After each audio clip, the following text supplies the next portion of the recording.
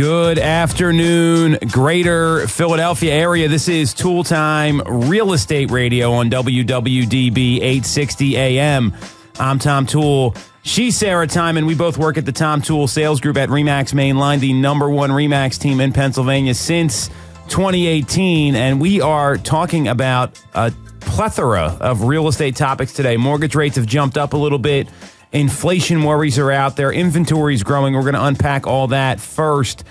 And some interesting data here that the majority of sellers now know they're not on the hook to pay a buyer agent commission, although we know that's been the case for a while. We'll break that down in the second segment. And lastly, a friend of mine, Sunit Argawal, he came out and said something I thought was pretty interesting. The cheaper a lead is, the harder it is to close, but the best leads are the ones that money can't buy. I want to get your reaction to that, Sarah, at the last segment here.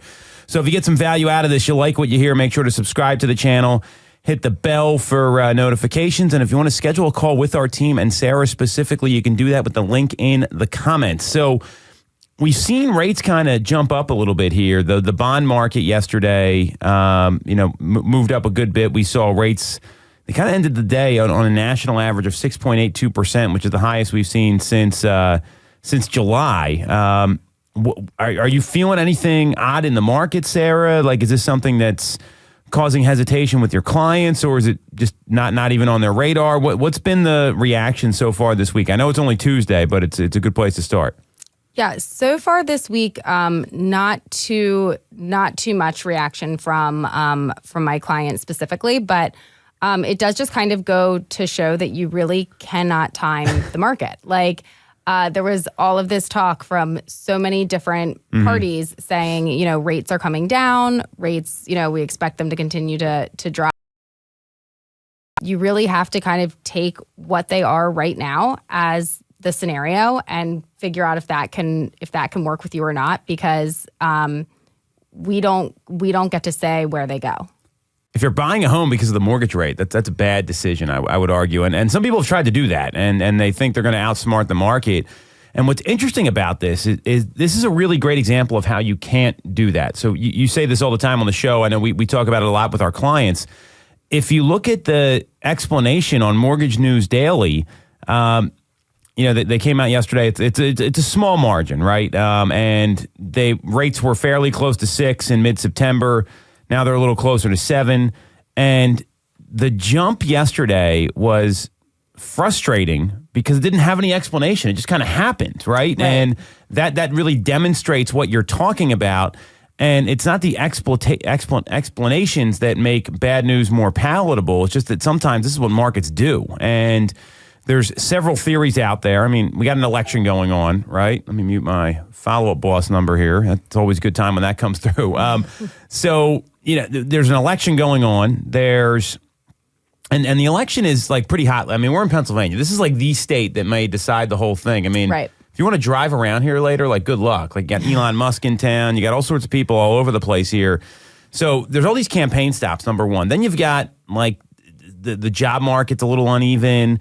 But no one really knows why rates went up. I mean, there's not a good analysis here, and that really demonstrates your point. I mean, have you ever had that conversation with clients? Because some people, they try to forecast everything, but like, this is just a great example of how the market did what the market did. Right.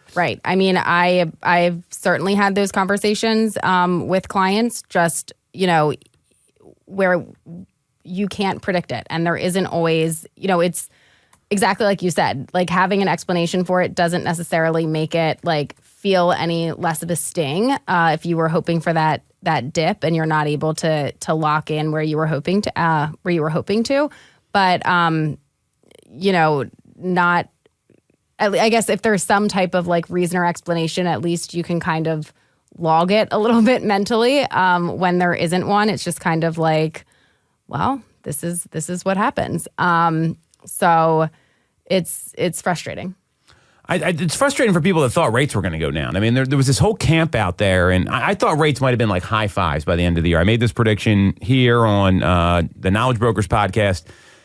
It's I don't think that's going to happen at this point. I think that's pretty clear. Like, we're going to kind of be in this like 6 range for a little bit, and I think I was predicting that they would stay in the sixes. But Yeah. we'll have to go back and So listen to Sarah's that. right. I'm wrong. That's what I think. That's what you were trying to say there. So, but that's a great example of these are well-informed opinions, and we just don't know. I mean, and you look at the jobs data. I mean, who knows if that's even going to be right because they revise it all the time. So, when that happens, and I think there's talk on. Inman did an article about this yesterday as well by Matt Carter, who is one of their writers, and there was public remarks yesterday from two Fed policymakers who are inflation hawks, and they shed some light on that approach, which kind of led to investors betting that the Fed will only cut rates once more this year. We'll go into the odds in a second.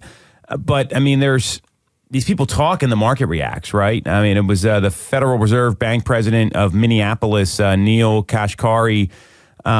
He was at a town hall in Wisconsin, and he expects any rate cuts in the months ahead to be modest.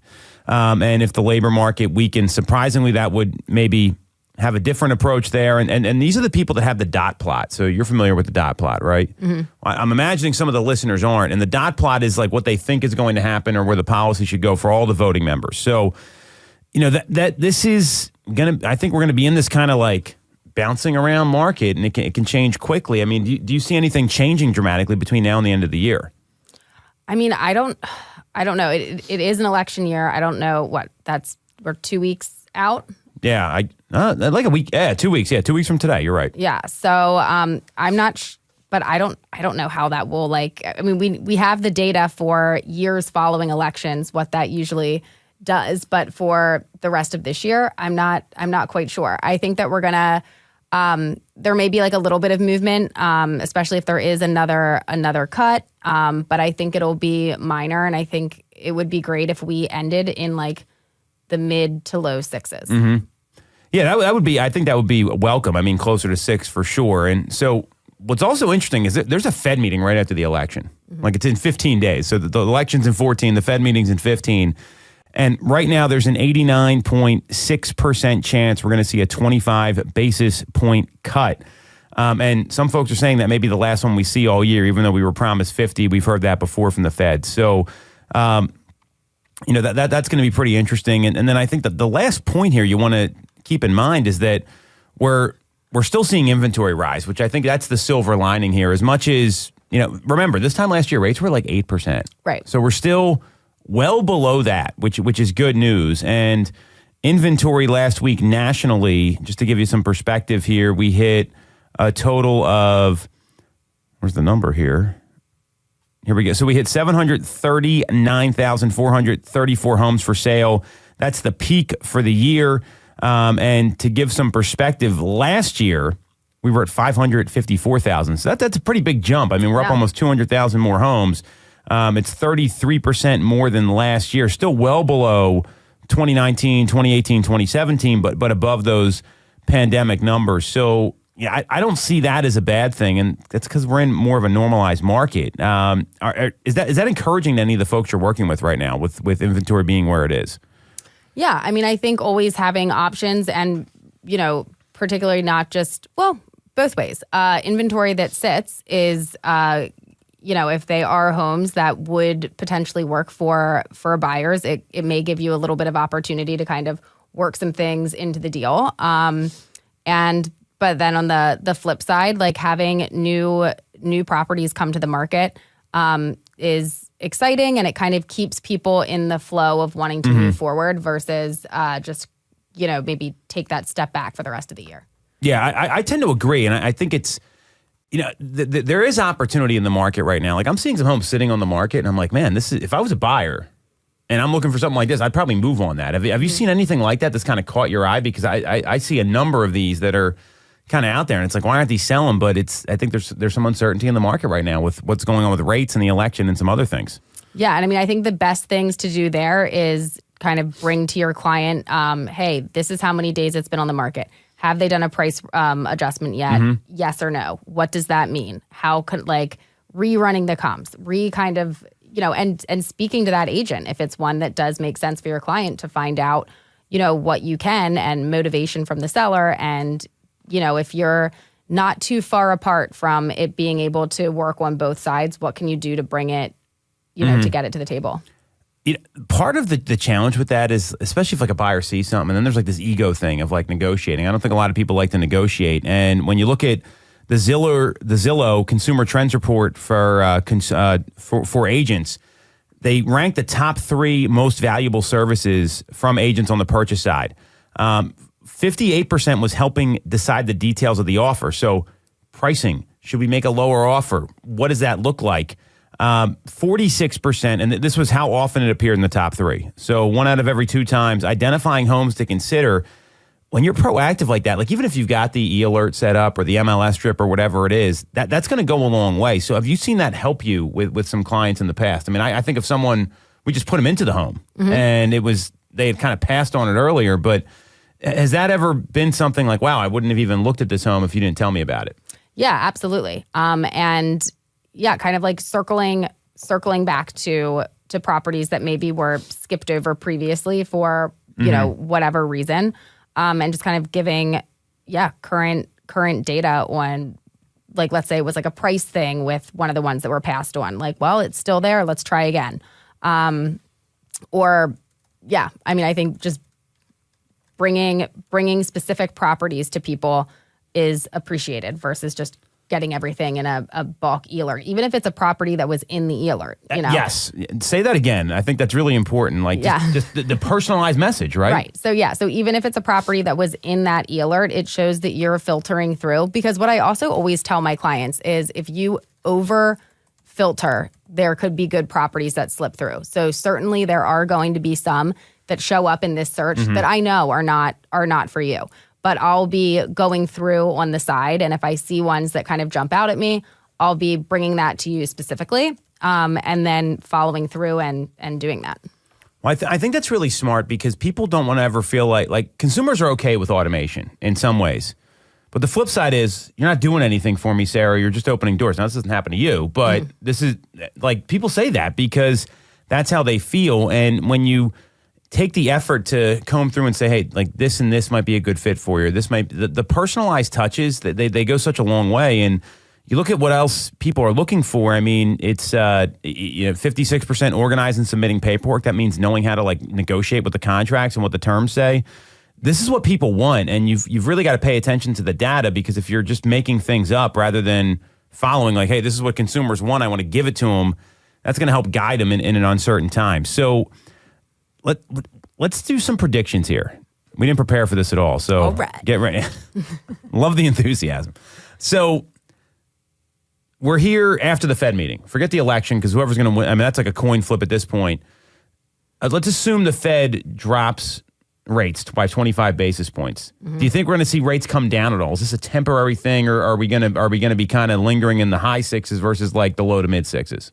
Well, I think it depends on where they're at. Like if they continue to go up here before the Fed meeting, because we had, they jumped up this week. But I think if they do a price, if they do like an adjustment here, I think we will see them come down, but I think it's still going to be mid sixes. I agree with you. I think in like 2 weeks, not 2 weeks, like 3-4 weeks, people are going to be a lot calmer.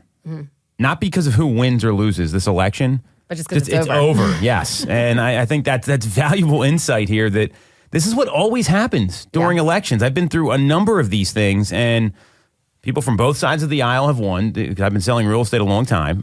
This is the 6th election cycle I'm going to have been through while having a license, which is insane. I feel very old. And I just getting past this is going to, I think, help a lot. Yeah. So I think that then maybe rates come down a little bit. That's kind of my guess. We'll see what happens. I mean, it's tough to say because they have a lot of data here that is skewed in a lot of ways here. So let's take a quick break. We're going to come back. We're going to talk about sellers know that they're not on the hook, even though they weren't on the hook before. But this is a very different, conversation now. We're going to break that down next on Toole Time, Real Estate Radio on WWDB 860 AM. For the best local mortgage service and great rates on your money, look no further than Mortgage America. We've been operating in the greater Philadelphia area for 40 years with a focus on smooth, easy access to home purchasing. Whether you're a first-time buyer, upsizing or downsizing, or just refinancing, we have programs for you. We also have closing cost assistance programs and access to subsidized interest rates. Pre-approval is free, no costs or commitments. To learn more, visit our website at mymortgageamerica.com or give us a call at 610-439-8000. We always have a person available to take your call with around-the-clock human service. Purchase your home with the personalized local service you find at Mortgage America. Mortgage America is an equal housing lender. NMLS 128501. When you're getting a mortgage, you shouldn't have to sacrifice great service just to get a great rate. At Mortgage America, we've been lending with this philosophy for over 35 years. We have access to great low rates without the complications and delays of big or online banks. We're a local Pennsylvania lender with loan officers that you can actually meet. As PHFA's #1 lender, we specialize in all residential mortgage programs, including first-time buyer programs and low down payment options. For your free pre-approval, call us at 610-439-8000 or apply online at mymortgageamerica.com. Mortgage America is an equal housing lender. NMLS 128501. I'm Tom Toole of the Tom Toole Sales Group at RE/MAX Main Line. If you're thinking of becoming a real estate agent in the greater Philly area, I have a special offer for you. Our team did $165 million of volume in 2021, making us the #1 RE/MAX team in Pennsylvania and a top 1% team nationally. Our agents love us because we offer them a successful career, a great life, and an unbeatable culture. Agents who've been with us for at least a year average 30-plus sales. Even our brand new agents average 17 to 24 sales a year. We offer proven systems and expert training. We help you set more appointments and sell more houses. Now, here's the offer. If you don't have a real estate license yet, we offer real estate scholarships so you can get one for free. Check it out at realestatescholarshipprogram.com or visit the Tom Toole Sales Group at RE/MAX Main Line at tomtoole.com. That's tomtoole.com. Get more out of your real estate career, and remember the real estate golden rule. You always get more when you work with Tom Toole. Have you considered a career in real estate? Do you want control over your income? Whether you have a license or not, call us today at 610-692-6976 or visit tomtoole.com. Join our team, the Tom Toole Sales Group at RE/MAX Main Line.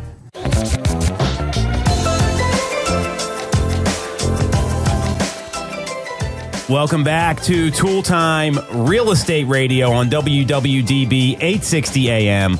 I'm Tom Toole. She's Sarah Tymon. We both work at the Tom Toole Sales Group at RE/MAX Main Line, the #1 RE/MAX team in Pennsylvania since 2018. And we are talking about another misleading headline, I'm going to call it, from Inman News, that the majority of sellers now know they're not on the hook to pay a buyer agent commission, which has been the case for years. And also want to talk about Notorious Rob. So this guy's got a great name. That is a good name. I got to meet him at BAM Mania last week, and like I have these real estate crushes on people because I'm a huge real estate nerd, and I was like so stoked to get to talk to him for a couple minutes.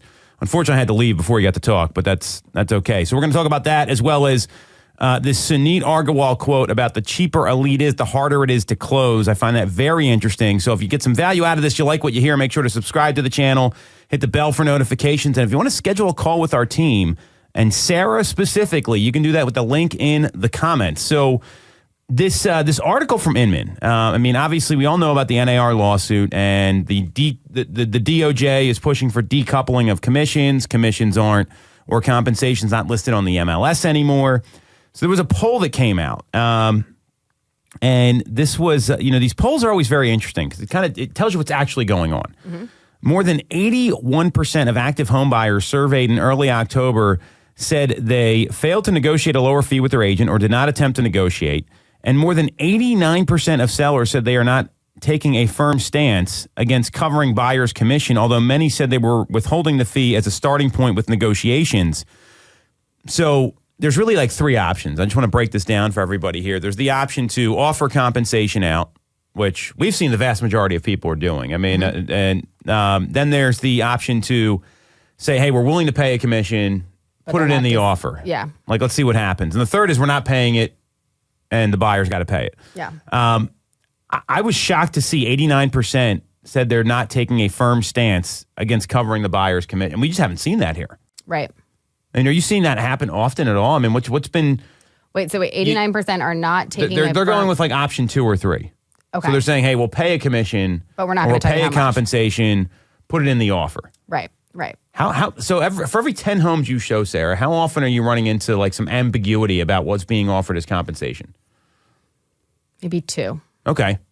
So that's the exact opposite number of this poll. Like that's why I was surprised to see this. Yeah, most are saying what it is that they're offering. And in most cases, it is an acceptable commission. And in the cases where it isn't, I'm thinking of one in particular, we were able to negotiate up for the seller to cover. So, and by not giving an acceptable amount, you're kind of opening the door for people to ask for more. So but I mean, I'd rather hear the agent say, we haven't given like an exact amount, go ahead and write it in, than have them say, no, we're not covering it. So I'm looking at the active listings our team has. So we've got 29 active listings on the market right now.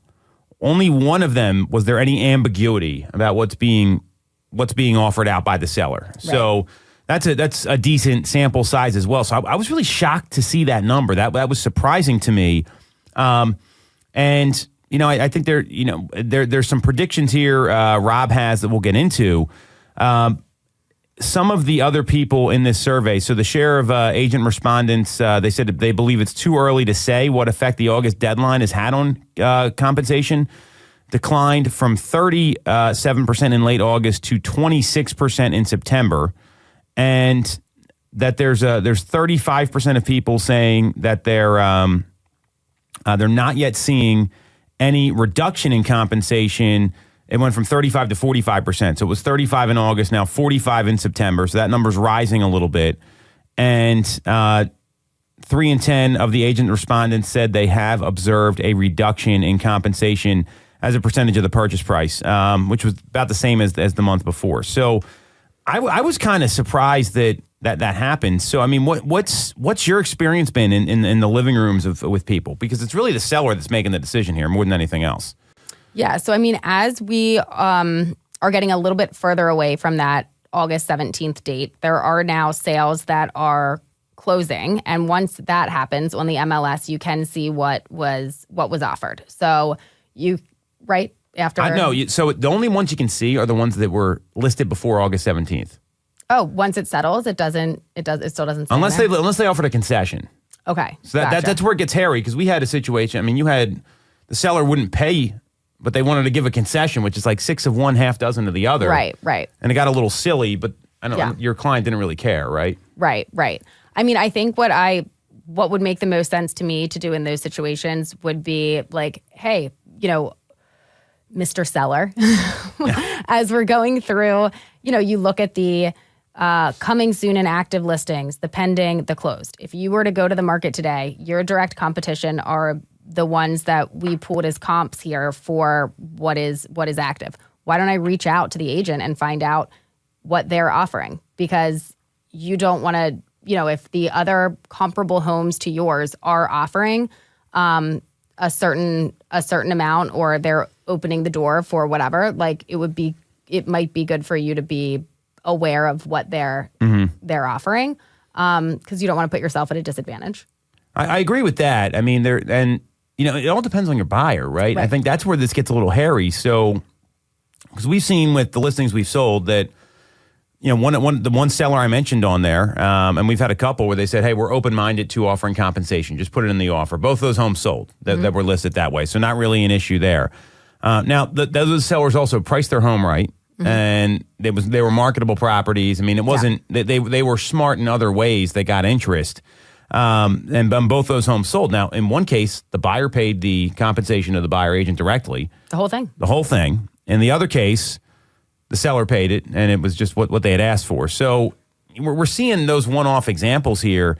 I think the big takeaway for me is that you got to be able to explain this stuff. Like you said, like, here's your options, right? And I know you were joking because we've drilled this script to the point where you've got to know that, because some agents are going to come in and say, hey, you don't have to offer compensation. We can do this for less.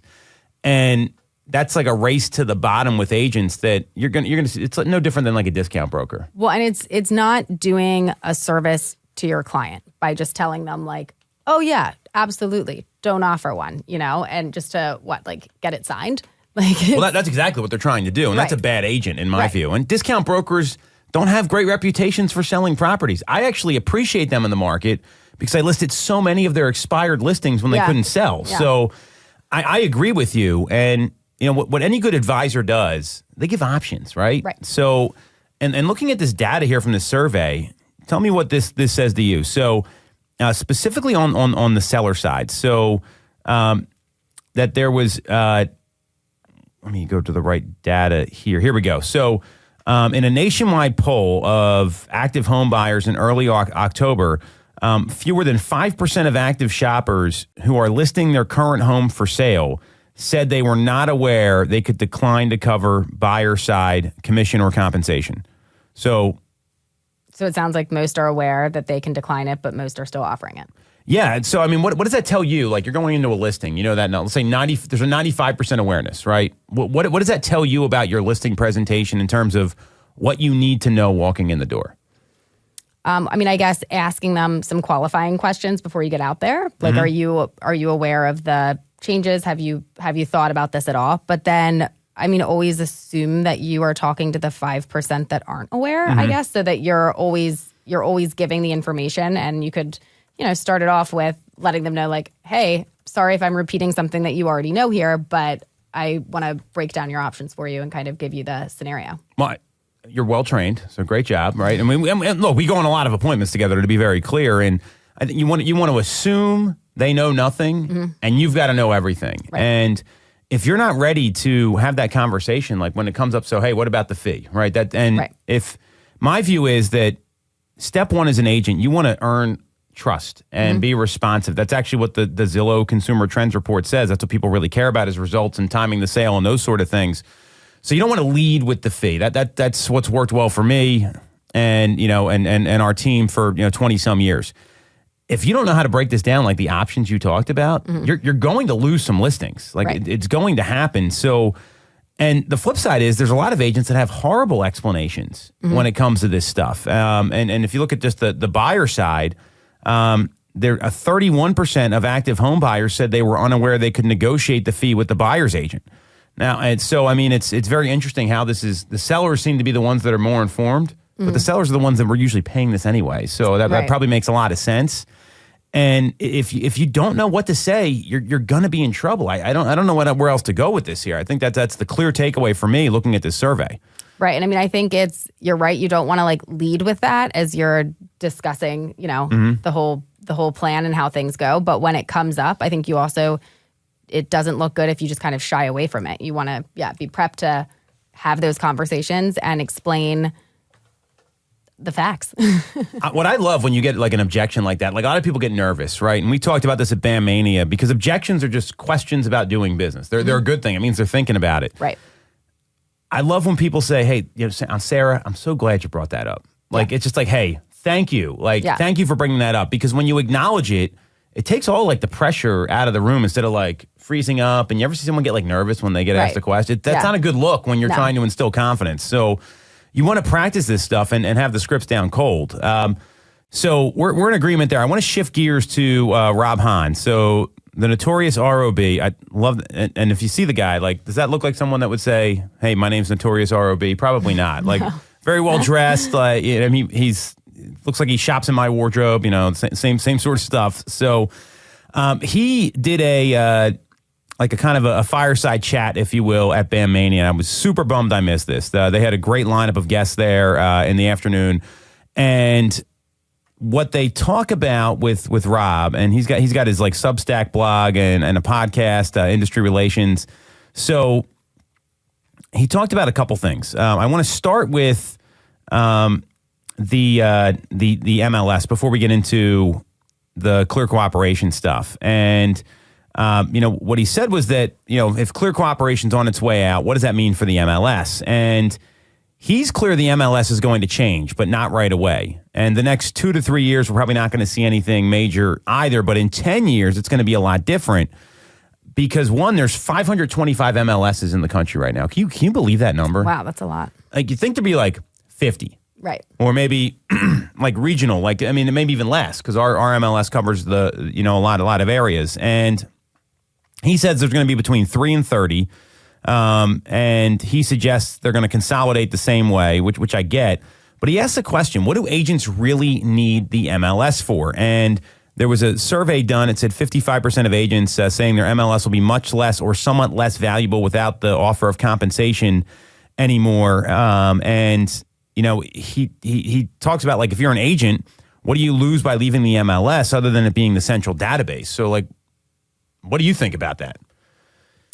Well, I guess if it's like a slow change that happens over time and then it just looks very different 10 years from now, I'm sure there'll almost not be something else in its place, but the kinks will have been worked out to some degree, I guess. And I mean, if the MLS just ceased to exist tomorrow, I feel like a lot of people that would be a problem. That would be a big problem. Like, people would not know what to do. Yeah, well, that would be a problem. I agree with you there. I look at this. I think he's pretty insightful here, and it's he's talking like 10 years out, right? Yeah. So New York City does not have an MLS, Right. I'd be interested to get my buddy Josh Rubin on here. I don't know, like that's got to be hard to navigate. Now they have like an MLS sort of database, but you don't have to put everything in there. It's a little different. And what they talked about before, the intent of the MLS was to have like guaranteed compensation. Like, you show the home, it's in there. Right now, people rely on it as a central database for properties. But if, once you lose that, there's a lot of, like, I think brokerages and, like, major companies like RE/MAX or, Berkshire Hathaway or whomever, they're going to fill the gap left by the MLS and just have a database of what's out there, and then you have access to these things. That's a lot of, like, what commercial real estate does. Well, no, I guess, like, it wouldn't make any sense to only have, like, let's say you were RE/MAX, that only RE/MAX could access your database. Like, you would want the outside agents I think you'd want to. Yeah, I mean, that to me, that would be something I'd pitch in a listing appointment. It's like, hey, I've got a network of X amount of agents here, and this is how we're going to promote agent-to-agent marketing, which we already do anyway. Yeah.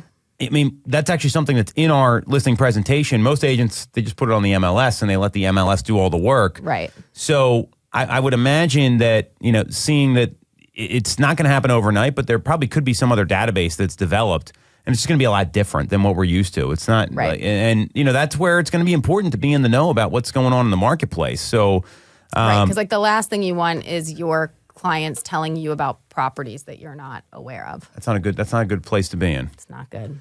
So here was Byron Lazine asked Rob Hahn this, how he would reshape NAR if he were the CEO. I thought this was pretty interesting as well, because the NAR is really holding on to the MLS. So the way he would reshape NAR would be only about 10% of licensed agents should be allowed to have the Realtor tag.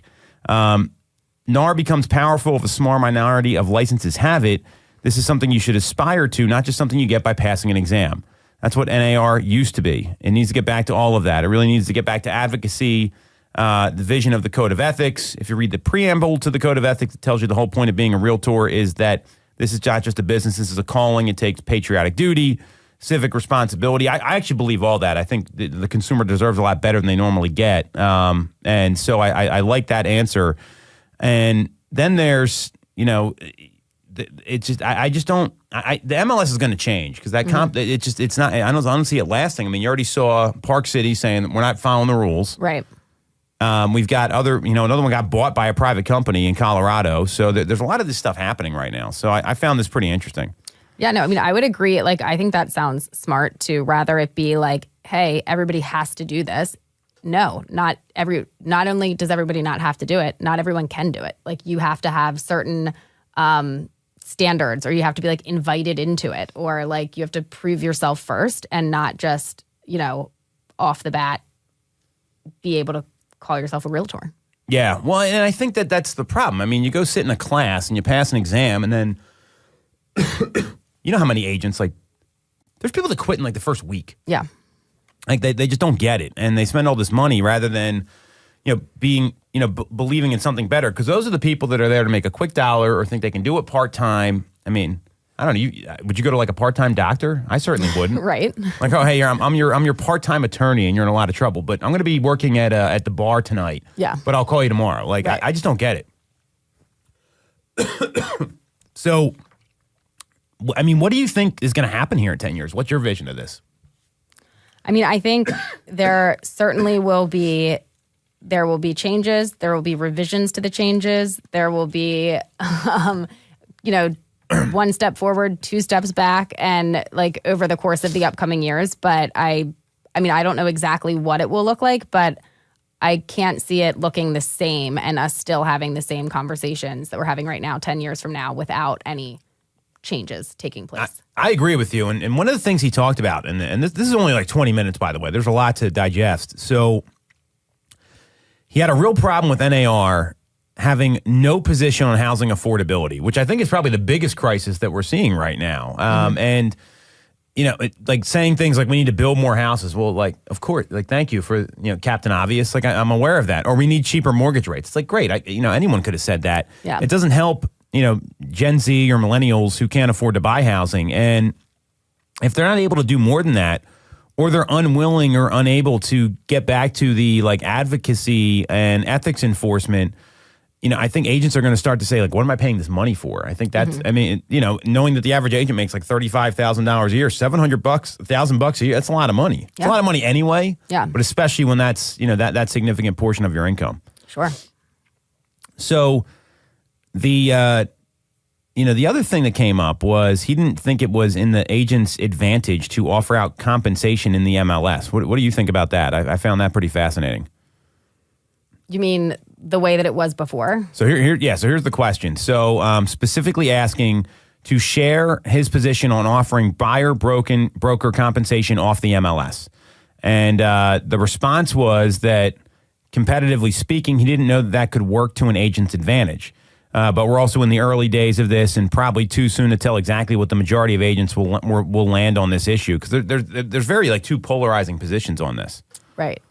I would say I don't agree with him there. I think it's, if the seller, like, certainly as we had said before, it was always up for negotiation what the seller would pay the buyer agent. And if they did offer something low, like, yes, everyone would see that. And yes, certainly there could be some agents that maybe wouldn't push to show that property, which would be at a disadvantage for the seller there, but that's something that they can also kind of go in and control.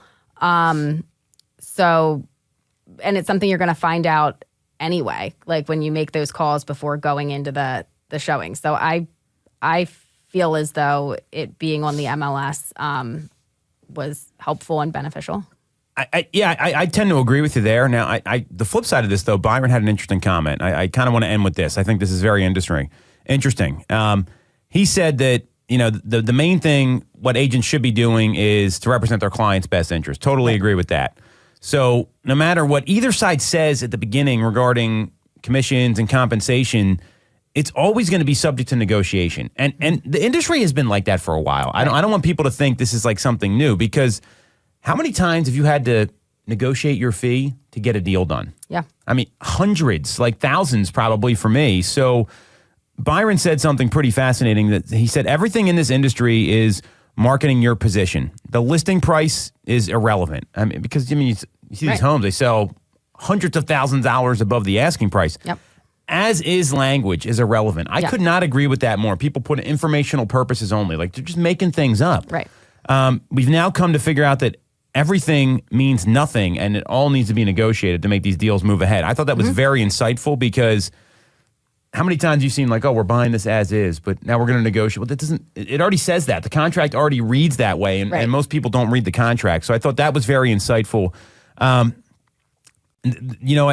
takeaway for me from reading through this was there's a lot more changes that are going to happen, and if you're not adaptable and agile, you're going to be in some trouble in this business. Right. Because even with the language being what it was previously and before these different changes, like, absolutely, there is a lot of negotiations and a lot of like figuring things out that need to happen even once you are sometimes under contract. 100%. And what people tend to not realize is, like, there's things that go wrong all the time that the agreement doesn't really tell you what to do. Right. It's like, oh, well, now we've got this problem, and now we've got this, and we've been inconvenienced, and we don't move ahead. So we have the ability to get out, but we really want to move ahead, and we want some money. I mean, it goes on and on and on. And really you just got to get everyone to the table and sign. Right. Like that's the job of an agent, probably more so than anything else. So I think that's a really astute observation there. So we're going to take a quick break. We're going to come back and talk about this Suneet quote about the cheaper a lead is, the harder it is to close, and the best leads are the ones that money can't buy, next on Toole Time Real Estate Radio on WWDB 860 AM. When you're getting a mortgage, you shouldn't have to sacrifice great service just to get a great rate. At Mortgage America, we've been lending with this philosophy for over 35 years. We have access to great low rates without the complications and delays of big or online banks. We're a local Pennsylvania lender with loan officers that you can actually meet. As PHFA's #1 lender, we specialize in all residential mortgage programs, including first-time buyer programs and low down payment options. For your free pre-approval, call us at 610-439-8000 or apply online at mymortgageamerica.com. Mortgage America's equal housing lender, NMLS 1285001. The Tom Toole Sales Group is the #1 RE/MAX team in Pennsylvania with over $165 million in volume for 2021. I'm Tom Toole, and our team has achieved that kind of success by being a great place to work with and to work for. No one knows Greater Philly better than we do. We know real estate, but more importantly, we're real people. We hire the best agents, and we give them all the tools to succeed. Even our brand new agents sell 17 to 24 homes a year because our team delivers the best experience in real estate.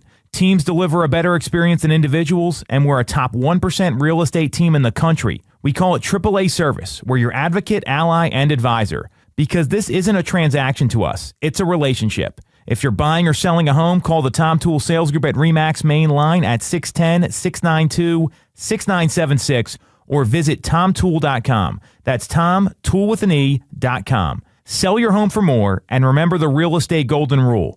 You always get more when you work with Tom Toole. You shouldn't have to deal with all the red tape when getting your mortgage from a big or online bank. At Mortgage America, we have access to big bank money, but with the personalized and detailed service of a local bank. We are here in your community and ready to serve with fast settlements, low down payment options, and first-time homebuyer programs. Pre-approval is free, no costs or commitments. For more information, visit our website at mymortgageamerica.com or give us a call at 610-439-8000. Mortgage America's equal housing lender, NMLS 1285001. Have you considered a career in real estate? Do you want control over your income? Whether you have a license or not, call us today at 610-692-6976 or visit tomtoole.com. Join our team, the Tom Toole Sales Group at RE/MAX main line.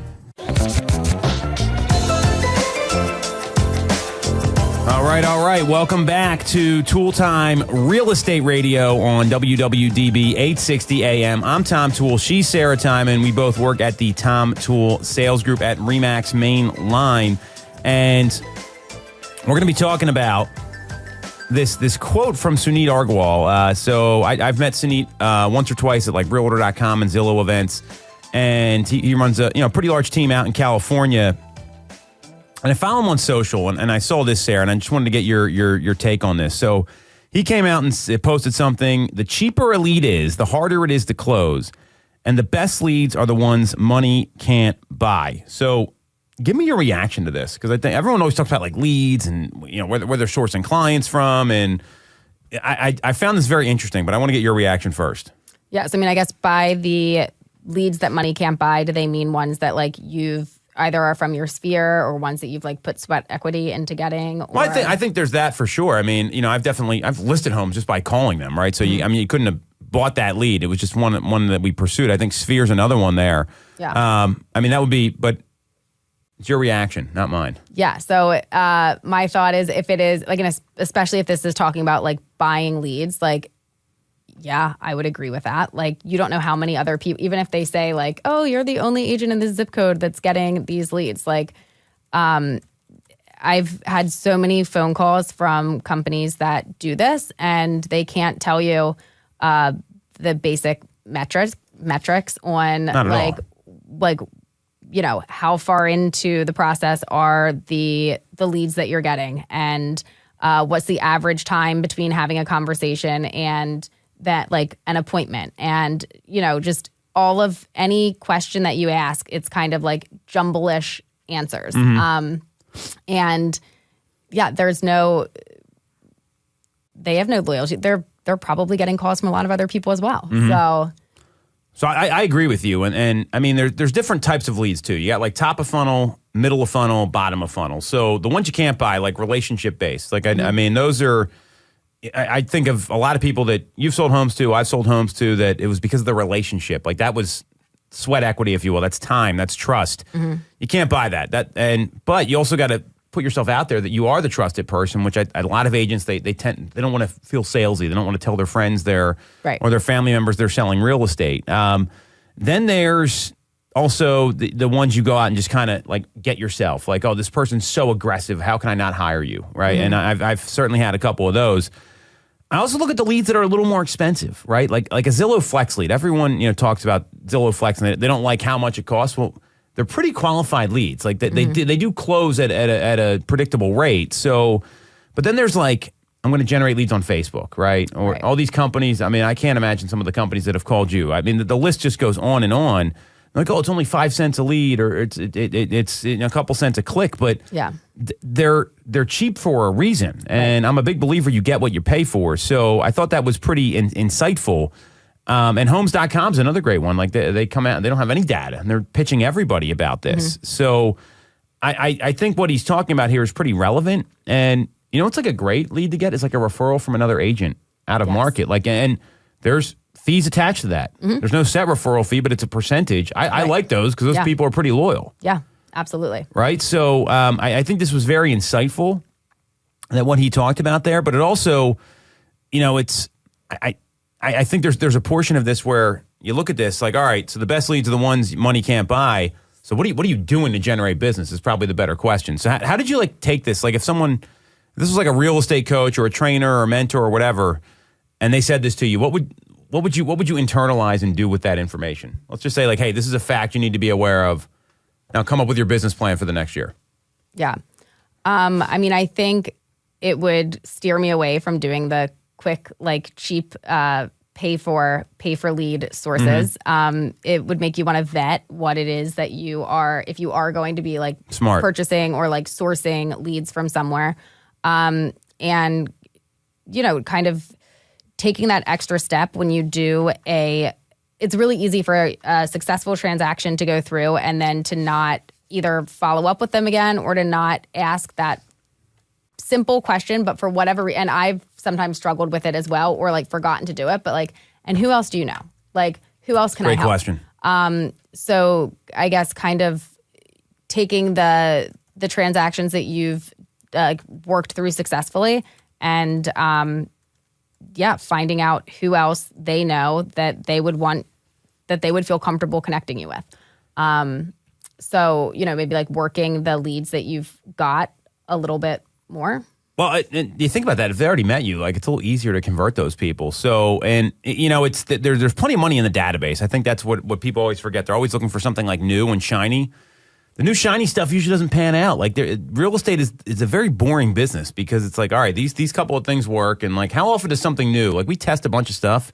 Like we get like a 1 in 4 hit on those best case scenario. I don't think it's something you want to be careful of. And I read this article that Jimmy Burgess put out. So Jimmy's been on the show here. He does some stuff for Inman, and he said, I love paying a referral fee. And that was like number one. And it's like having existing relationships with agents across the country. That's a really great way to get business. He also talked about like buying lunch, not leads. So do you ever like go out to lunch with people or anything like that, or coffee, that sort of stuff? That's probably more in your wheelhouse than mine, I would imagine. Yeah, not all the time, but yes. And I feel like that is a great way to, sit down, talk about how everything's going, and kind of organically have people bring up, different people that might benefit from meeting with me. I love that. So he talked about Thanksgiving Pie Day now, and so that's like a pop by, right? So you just did a bunch of these, like they were pretty successful. So tell us a little bit about that, what you did, because that's just like hey, I'm here for you. Like it's like an endearing thing, and it's also a great way to deliver value. Yeah. So I did little. I think I ended up doing about 15 that I went and dropped off.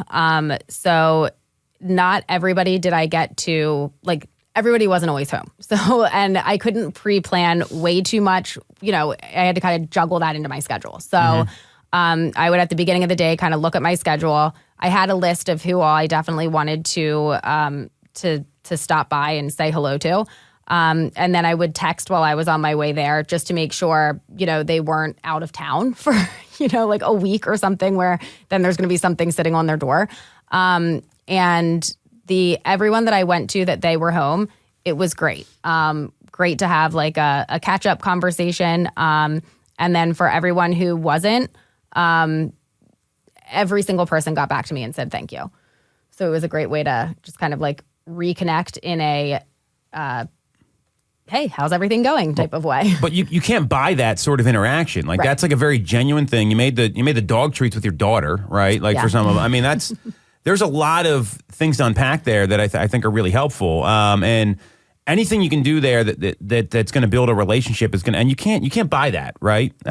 So some of the other stuff was kind of more of the same here in this article. They talked about the ultimate girls' night out. I don't know what that's like, but it's like an event, I guess. So we have like our Santa event that we do, and we've done like the Lynn Villa Orchard thing. Like it's really you can't buy that. Like I mean, well you can buy the space, but that's about it. Right. And then be where the people are. This was pretty interesting, which is just kind of be out and about and not be a secret agent. She talks about going to like a country club or being vibrant in your community and just kind of being out there. So, and anything else that comes to mind when you hear about engaging your sphere of influence or just working leads and the cost of leads, that you might have some advice for people that are listening to the show right now. I guess just like at first it can be a little bit overwhelming when you're trying to think like, how can I let everybody know that I'm an agent without shoving it down their face? Yes. But, if you hear, I don't know, somebody brings something up, provide them information like that is tailored to what they were talking about. If it's not right then, just be like, hey, I know we talked about this briefly the other day, or hey, I heard you meant, like not in like a creepy stalkerish way where like you weren't part of the conversation and you're just like I wiretapped your house and I found out you were moving. Yeah, like that might like weird some people out. But I guess just showing them with how you work so that they kind of know that is like the lead going in. Yeah, well, I mean, I think, people, there's 3 times they want to hear from you, right? So it's either tangible value, insight value, or like emotional value. So if you play to the emotional side with these people you already have a relationship with, then they'll think of you when they need the insight or the tangible value. Right. So great stuff there, Sarah. That's it for this week's episode. You want to follow Sarah on Instagram. She's at Ty_Time. That's TY_TY. ME. Had to think about that one for a second. You can follow me at Tom Toole 3RD at Tom Toole 3rd. And if you can do us a favor, subscribe to the YouTube channel. Click on the bell for notifications. And if you want to talk with Sarah about your real estate needs, you can do that with the link in the comments. We will see you next week on Toole Time Real Estate Radio on WWDB 860 AM.